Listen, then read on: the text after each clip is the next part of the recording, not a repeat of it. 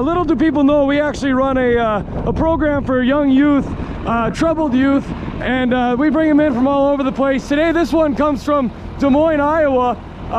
You'd think, being that he's part of the heartland, you would know a thing or two about the rural agriculture in the community, but kid can hardly run a weed whacker. But we're going to fix that here today, and we're going to get him running in our good old 4430, and he's going to do a little feeding of the cows. Now, this is the tractor I learned in when I was just a boy. Oh, man. Okay, and you say so. Crawl along here, just so you get the basics. How do you feel driving this thing right now? Fine, I've done it before. Oh, okay. Well, attitude can be spared. So, Hunter, do you want to tell us a little bit about yourself, where you're from, and what you try to do? From the inner city in Des Moines. I'm going to the University of Iowa and don't know what I want to do there yet, so okay, testing it out. Yeah, that's enough out of you. We're going to start over here, and we're going to go ahead and keep bedding a little bit out into the snow, or feeding, I should say, and it'll make a nice little path here. But we'll crawl our way there. That way you get a good feel of the tractor. If this is too fast, we can go back to A1. Just don't want you to get uncomfortable with anything. Okay, you're in the snow now, young man. We want to go back over to here. Yeah, there you go. Push this yellow handle straight up in the air. There you go. Hey, nice and slow next time. That works. Hey, now run her up to past that white line right there. She's gonna give you a snort. A little more. Bigger snort. One more. A little more. Oh yeah. All right. Now, your short handle will tumble your bale in the chamber. See, your bale's going around in the chamber now. Doing a great job. Your parents will be proud. They would forget about all the trouble you caused in the inner city. So the nice thing about the processor is that it knocks a lot of the dust, and if there's any type of debris in the hay, you know, say you got a stick in there or something, it knocks it out, spits it out, gets it away, keeps that nice windrow of hay clean. So it's just leaves and stems of alfalfa. Now, Hunter, this is what we call processing the bale. Have you ever processed anything before? Maybe a thought or an idea? Never? Okay. And look at that, Hunter, just like that. You took care of someone other than yourself. You took care of the cattle this morning. Yep. Kind of a weird thing for you kids these days. All right. So, Hunter, why don't you walk with me and talk with me? Oh, she's breezy out this morning. Boy, oh boy, that wind is brisk. Have you ever had a brisk in the brisk? Look how nice that Freeze brand is. Golly gee willikers, that's a big cow. Well, Hunter, how are we doing in your sweatpants and cowgirl boots? Are you warm yet? Yeah, I'm warm. How's your face feeling? Stand next to this cow so we can get an image of this one. Get real close to her hip. Now here's a big one. Now this is a Charolais Hereford Cross, a true buckskin. Why don't you go stand next to that one? These cows, they're good cows. The biggest step of being new on the ranch here is always getting the gate. So it's your job to go get the gate. First thing first, can you open the door? There you go. I think you got it. There's hope for this kid after all. Oh! Chores aren't done here yet. We just got done feeding cows, and now we got to move on to the one of the most important animals here on the ranch, and that's the ranch kitties. We run superior stock around here with ranch kitties. Grab those cans of food over there, and we'll go start feeding the ranch kitties. Follow me. All right, we're gonna walk our way to the barn because that's where the cats like to spend most of their time, especially on these cold winter days.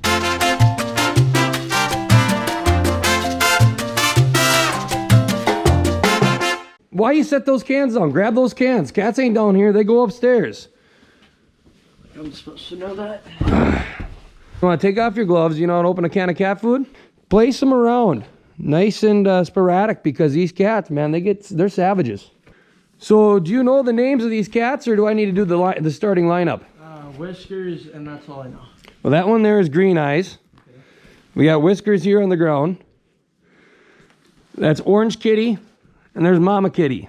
And Mama Kitty, that calico one, she's the mother of Orange Kitty, and there's one more Orange Kitty in here. He's blended in back there along the bale elevator. You can see him way in the back. See if we can't get a good peek at him. He's got more of a white collar. I think I might name him White Collar. We have a hard sorting process on names around here when it comes to naming these cats. I put them on the ground. Would you want to eat up there? Put them on the ground or you're going home. Back here we got the barn door. That's where how we get the bales up in here is through this elevator. We generally put up about 200 second or third cutting alfalfa squares up here, and then another 300 straw squares. By having these bales up here, it helps insulate the floor, so when there's cows and calves below the barn, their heat will be trapped on the in the main floor of the barn there, and kind of like a insulation. And this barn, even when it gets down to -20, you know, you get some really cold nights, it'll always be above freezing downstairs, so quite comfortable. Now we're gonna need you to pick up the empty cans. Can you do that? We'll pick up those empty cans. I want the lids picked up and they go in that yellow bag over there. This is building character. You ever heard of character counts? Get that one out of there. That one's hidden. They're never gonna find that. These cats may be curious, but they're not that curious. These cats live well up here. They got the straw to lay in. They stay nice and warm. They all make their own little beds. They got a litter box, open bag cat food. Cafeteria is open 24/7. The pate is coming out of the warming shed, so it's warm cat food, more or less, wet, warm cat food. They get this treat, every other morning.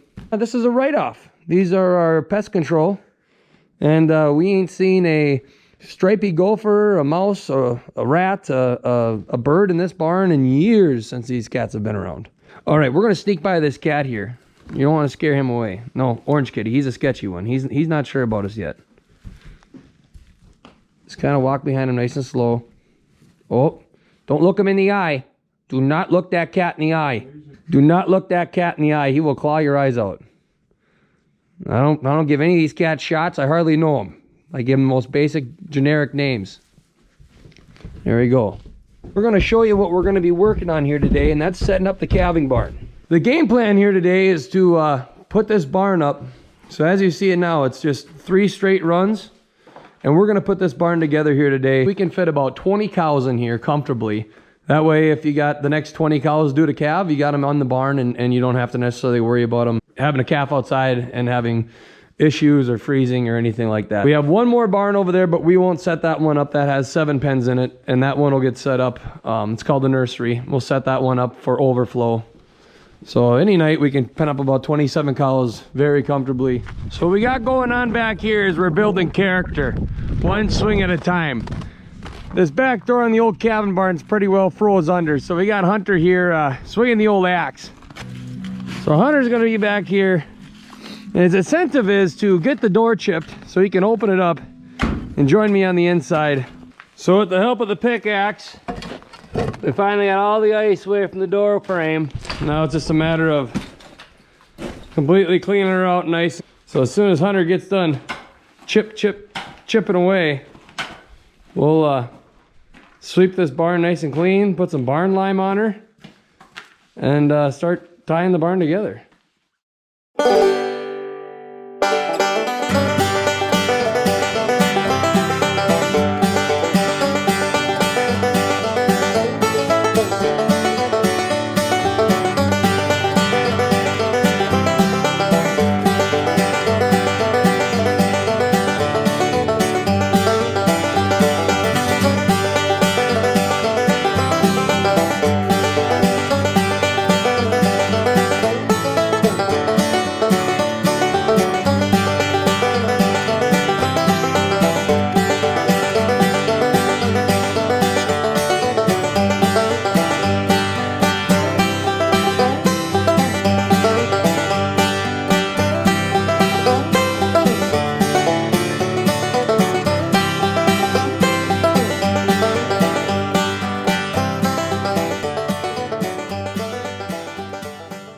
Got done putting the cabin barn together. Things look good.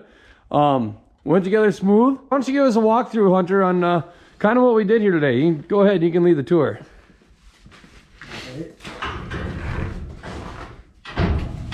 You got to lift up on the latch to open the gate. All right, delete this. I don't want this. All right, go ahead, Hunter. Why don't you lead us to the tour here? Oh boy. So all these pens here now, they're all set up, sturdy as can be. All we're missing is some straw and some cows. And yeah, everything's intact. Bale feeders, everything down to the last screw and bolts. She's all here now. The old grand opening. Perfect. So we had to chop away at quite a bit of ice, as you can see. There's the a pretty good lip there that I'll probably be able to get the rest with the Bobcat. You want to be in the inside. All right, close. Hard. It's not bugging. You want to try it? Go ahead. Hold on to this. Make a man out of you yet. I don't even know. That's how you do it right here. But nonetheless, the calving barn is complete.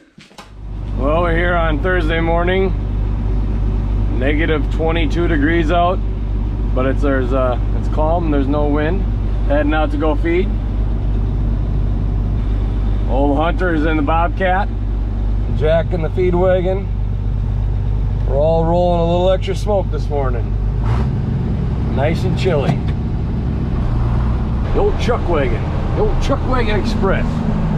It is absolutely beautiful this morning here. Negative 22 is a different thing. It's a different animal, that's for sure. Big mixers. Nothing better than a warm meal on a cold morning.